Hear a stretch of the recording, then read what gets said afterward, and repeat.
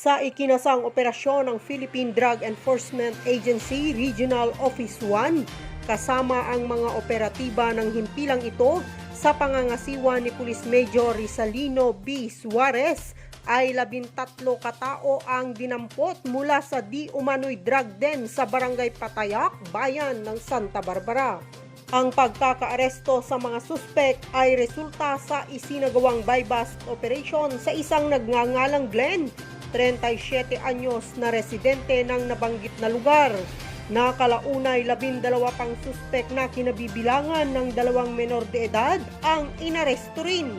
Si Glenn kasama sina Rene, 30 anyos, Sammy, 42 anyos, Rex, 30 anyos, Jeric, 27 anyos, Krisya, 18 anyos na pawang mga taga-barangay Patayak, Jeric na 19 anyos na taga-barangay Puelay, Karanglaan, Dagupan City, Gemaline, 19 anyos na taga-barangay Pantal, Dagupan City, Saira na 19 anyos, taga-barangay Bunuan, Dagupan City, Federico, 55 anyos na residente ng barangay Balinggao, at 2 menor na edad 17 at 15 anyos na taga-barangay Patayak at barangay Kablong sa bayang ito.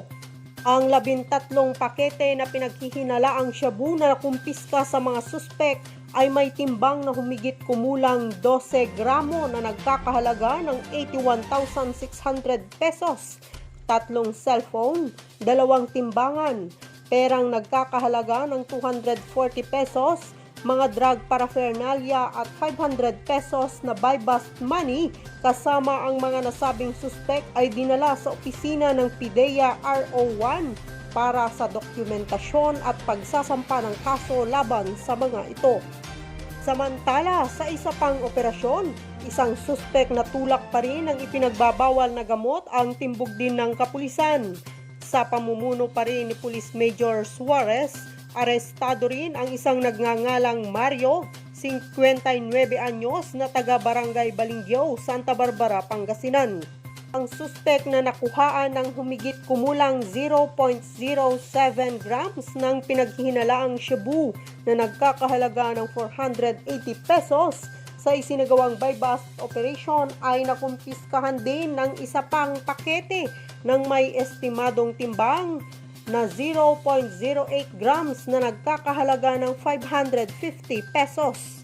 Ang naarestong lalaki ay kasalukuyang nakakulong sa himpilang ito habang inihahanda ang kasong isasampa laban sa kanya. Sa ibang balita, ang kapulisan ng bayan ng Santa Barbara ay patuloy pa rin sa pagsasagawa ng mga barangayanihan at kawanggawa, katuwang ang mga kasapi ng advocacy group, KKDAT, force multipliers at mga barangay council sa bayang ito.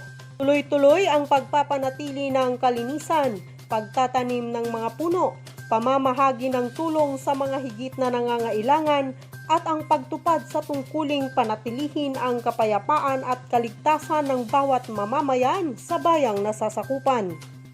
Paalala rin ng ating officer in charge, maging disiplinado at responsableng mamamayan sana tayo para lagi tayong ligtas at protektado. Police Staff Sergeant Redeliza Manzano Tulyao, nagpapatrolya, nagbabalita mula dito sa himpilan ng Santa Barbara para sa Pangasinan Pulis Patrol.